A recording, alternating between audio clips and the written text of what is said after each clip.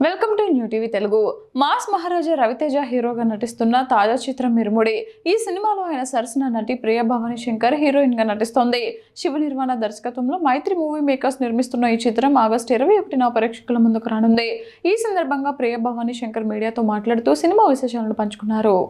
ఈ సినిమాలో తాను కావేరి అనే సాధారణ గృహిణి పాత్రలో కనిపిస్తానని ప్రియా చెప్పింది. తాగుబోతు భర్త, అల్లరి చేసే కూతురుతో సాగే మధ్యతరగతి గృహిణి పాత్ర నాదే.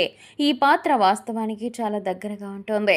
ఇలాంటి పాత్ర చేయడం నాకు ఇదే తొలిసారి అని ఆమె వివరించింది. ఇరుముడి ఒక యాక్షన్ థ్రిల్లర్ అయినప్పటికీ బలమైన భావోద్వేగాలు ఉంటాయని, ముఖ్యంగా తండ్రి కూతుళ్ల మధ్య ఉండే ఎమోషన్ అందరినీ కదిలిస్తుందని వెల్లడించింది. రవితేజతో పనిచేయడంపై మాట్లాడుతూ, రవితేజ ఎనర్జీ అసాధారణం, దాన్ని మ్యాచ్ చేయడం చాలా కష్టం. అయితే ఈ సినిమాలో మీరు మునిపెన్నడూ చూడని ఒక కొత్త రవితేజను చూస్తారు అని ప్రియా ఆసక్తికర వ్యాఖ్యలు చేసింది. దర్శకుడు శివ నిర్మాణ కథను చెప్పిన విధానం, పాత్రలను మలిచిన తీరు తనను ఎంతగానో ఆకట్టుకుందని ఆమె ప్రశంసించింది.